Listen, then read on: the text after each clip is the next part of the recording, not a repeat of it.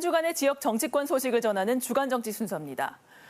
출마를 위해서 국민의힘을 탈당했던 대구 경북의 당선자들이 줄줄이 복당할 조짐입니다. 지난 3월 대구 중구남구 국회의원 보궐선거에 당선된 임병헌 의원의 복당이 어제 결정됐는데요. 무소속으로 3선에 성공한 김주수 의선 군수도 선거 직후 복당을 신청했습니다. 선거가 끝나기 무섭게 기다렸다는 듯 복당하는 당선인들, 과연 지역민들은 이를 어떻게 바라볼까요?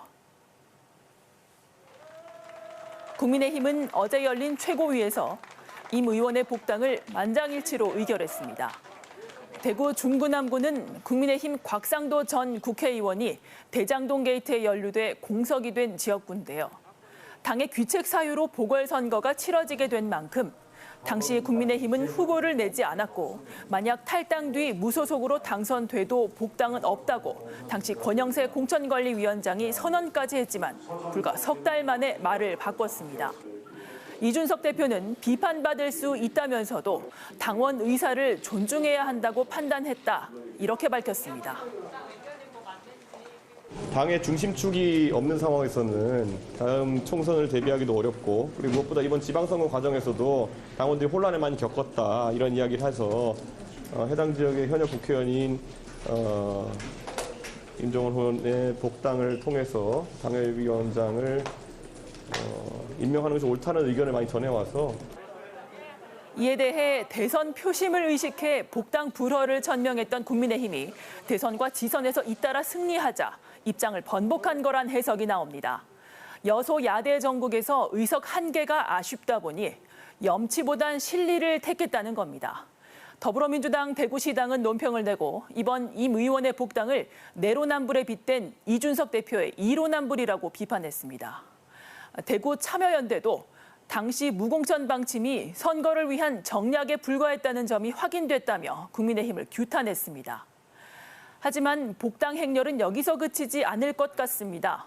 경북 도의원 선거에서 무소속으로 당선된 3명도 주민 뜻에 따라 복당을 결정하겠다는 입장이고, 대구 구군 의원 당선인 39명도 상당수가 출마를 위해 탈당했던 만큼 복당 신청 시기를 저울질하고 있습니다. 그러나 국민의힘은 지방선거 유세 기간 여러 차례 무소속 후보의 당선 뒤 복당 불허 방침을 밝힌 바 있습니다. 들어보시죠. 만약에 다른 후보가 당선되어 가지고 우리 당에 문을 두드린다고 해도 전혀 그럴 생각 없고, 애초에 여러분께서 결국 이 발언도 번복될 가능성이 높다는 게 중론인데요. 임병헌 의원 복당을 당원 뜻이라며 이미 허용한 만큼 지방선거 무소속 당선자들의 복당도 성사될 거란 전망입니다. 책임 정치를 부르짖던 공당에 대한 실망과 함께 결국 대구 경북의 일당 독점 현상도 더 짙어질 가능성이 높아졌네요. 다음 소식입니다. 국민의힘 안철수 의원이 어제 홍준표 시장 당선인을 만났습니다.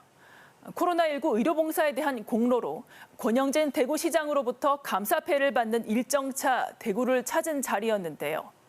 안 의원은 홍 당선인의 인수위 사무실을 방문해 서로의 당선을 축하했습니다. 국회의원 당선 이후 첫 지역 행보로 보수의 심장인 대구를 선택하고 자치단체장 당선인 중에서는 처음으로 대선 주자였던 홍 당선인을 만난 행보가 주목을 받고 있습니다.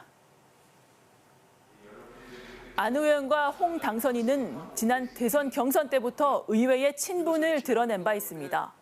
안 의원이 홍 당선인의 정치 커뮤니티에 한 수 배우고 싶다고 글을 올리고 홍 당선인이 여기에 답글을 달아 눈길을 끌기도 했죠. 안 의원은 이어 법률사무소 방화 참사 합동 추모식에 참석해 유족들을 위로하고 이런 일이 반복되지 않도록 책임과 역할을 다하겠다고 밝혔습니다. 안 의원은 지난 대선 기간 합당 과정에서 국민의당 몫으로 추천키로 한 최고위원 임명을 두고 이준석 당대표와 당의 주도권을 놓고 경쟁하면서 보수 텃밭인 대구에서 당원들과 거물급 정치인과의 접촉면을 늘리고 있습니다. 당내 존재감을 올리는 행보라는 분석입니다. 지금까지 주간정치였습니다.